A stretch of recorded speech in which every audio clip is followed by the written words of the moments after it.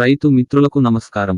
మీరు పందుల పెంపకం చేస్తే లేదా చేయాలనుకుంటే ఈ వీడియో మీకు చాలా ముఖ్యమైనది మరియు ఉపయోగకరంగా ఉంటుంది. ఈ వీడియోలో మీరు పందుల మేతలో ఏ పచ్చి మేతను ఉపయోగించవచ్చో మేము మీకు తెలియజేస్తాము.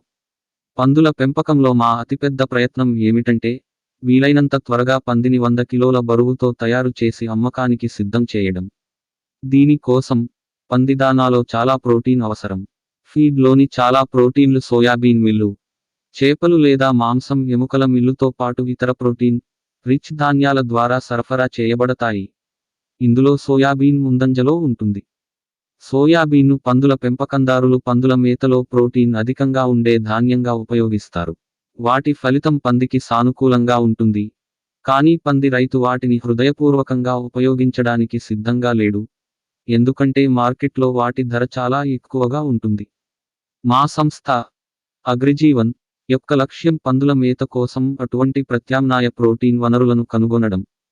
ఇది పందుల పెంపకందారుడు సులభంగా మరియు తక్కువ ధరకు పొందవచ్చు.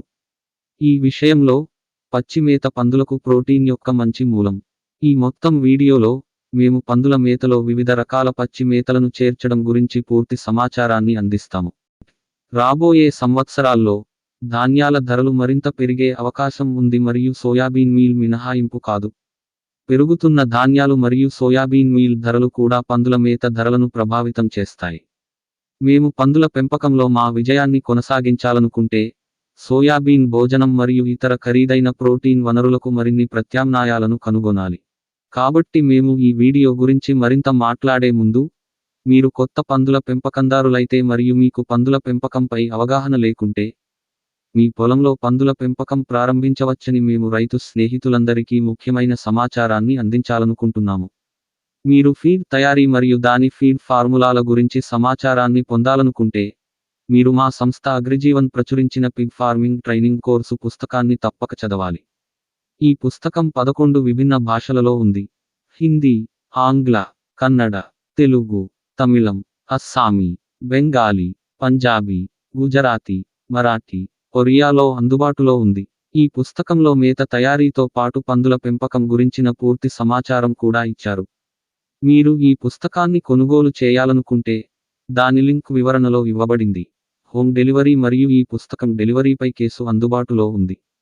పుస్తకం గురించి మరింత సమాచారం పొందడానికి మీరు మా వాట్సాప్ నంబర్కు కాల్ చేయవచ్చు లేదా మెసేజ్ చేయవచ్చు. కాబట్టి ఇప్పుడు మనం ఈ వీడియో టాపిక్కి వచ్చాము. అంటే పందుల మేతలో పచ్చి మేత ఉపయోగం.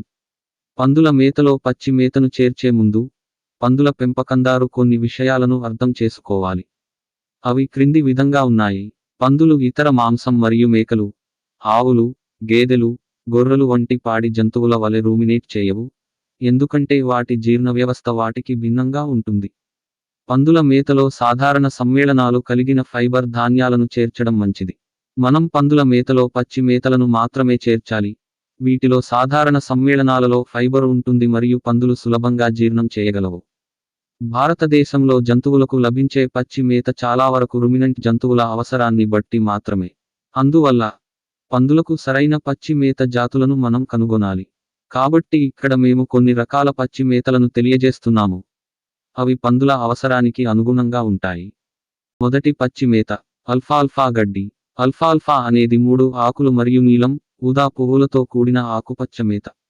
ఇది ఫాబేసి, బఠానీ మరియు బీన్ కుటుంబానికి చెందినది. ఇది ప్రపంచంలో జంతువులకు ఎక్కువగా ఉపయోగించే పచ్చి మేత.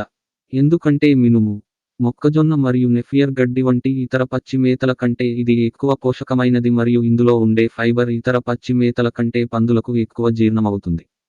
మరో పచ్చి మేత రెడ్ క్లోవర్. రెడ్ క్లోవర్ దీని శాస్త్రీయ నామం ట్రిఫోలియం ప్రాటెన్స్. ఇది స్వల్పకాలిక మరియు శాశ్వత మొక్క. ఇది ఏ సీజన్లోనైనా నాటవచ్చు. ఈ మేత 30 నుండి 70 సెంటీమీటర్ల వరకు పెరుగుతుంది. ఇది కూడా అల్ఫాల్ఫా గడ్డి వంటి 3 ఆకుల మొక్క. ఒక్కో ఆకు 15 నుండి 30 మిల్లీమీటర్ల పొడవు మరియు 8 నుండి 15 మిల్లీమీటర్ల వెడల్పు ఉంటుంది.